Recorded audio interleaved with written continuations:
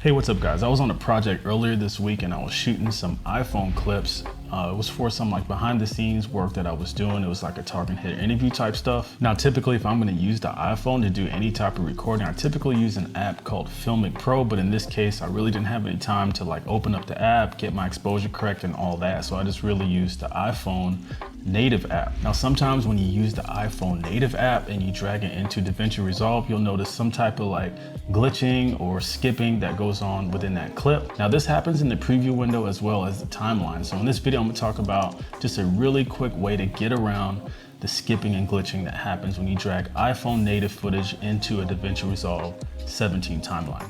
Before we start, there are some ways to kind of negate this issue happening to you when you drag these files into your video editing software. You can go into your camera settings, and instead of using high efficiency, you could click on most compatible, and typically I've found good results on most compatible, but just know that the files are going to be super large if you're doing this. Also as well, if you've already shot these clips, like Johnny was turning 5, Johnny's not going to turn 5 again, or like maybe you shot some behind the scenes wedding stuff, you know, that type of stuff is not going to happen again.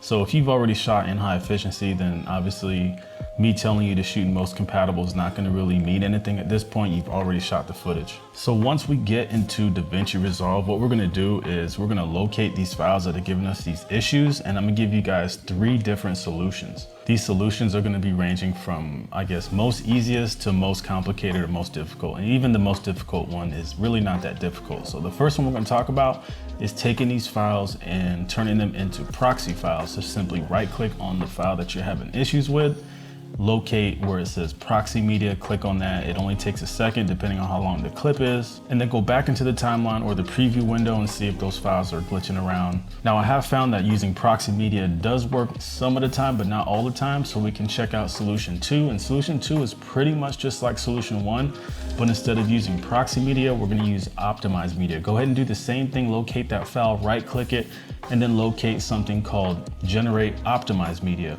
Click on that, it's gonna do its thing all over again, just like in Proxy. Go back and check that file, and if it's still not working, then unfortunately, we're gonna have to take it just a step further. Now for this final solution, I'm gonna go ahead and recommend that you click on all of the files. That way, if you're having issues or you get halfway through the timeline and decides to do it all over again, we already went ahead and did the full-on conversion into what's called a DNxHR file format. Now with the DNxHR file format, I can pretty much guarantee you're not gonna have any issues after this. Like I said, I just wanted to start off with the most easiest and then go like to the most difficult or the most time-consuming solution. So what we're gonna do for this final solution is go ahead and click and select on all of the iPhone footage.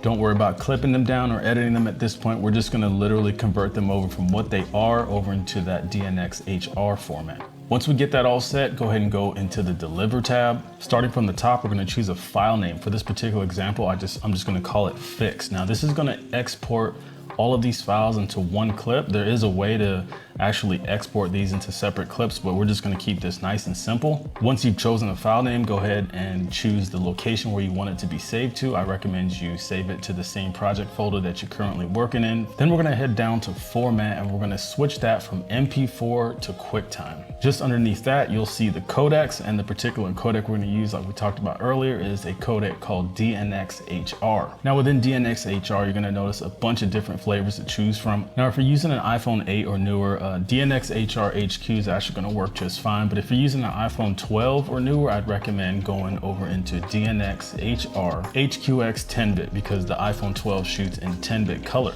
Once we get that all sorted out, head to the bottom of that window, click on Add to Render Queue, and let it do its thing. Now once that's all rendered out, go ahead and drag that file that we saved in whatever folder you saved it in, drag it back into our project. Do one last check and make sure there's no glitching or skipping, and there you have it. You should be able to work on your project just like a normal file. Like I said, since we exported just one clip, you probably will have to go back in and separate those clips back into their original format. But needless to say, that probably did fix your glitching and skipping issues. Feel free to stick around, man. For the end of the video, I'm gonna go over BTS behind the scenes of how I lit this particular scene that you're taking a look at right now. Other than that, I hope that fixed your footage, man, and I hope to see you in one of my next videos. Peace.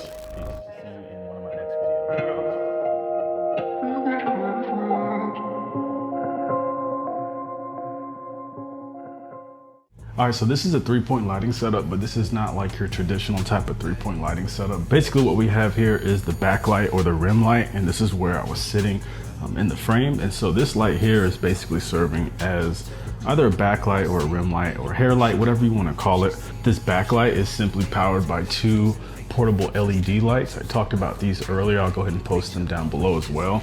But these lights essentially are shining directly onto this bounce card right here.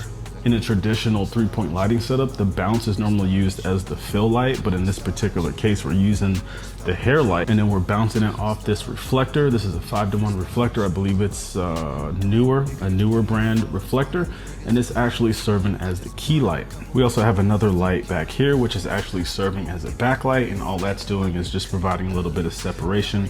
I believe it was on my right shoulder or a camera left. So basically this chair is just here to provide some sort of a blocking from this light from hitting the camera lens so it doesn't take contrast away from my face. If you guys like content like this, man, make sure you check out some of the other content on this channel.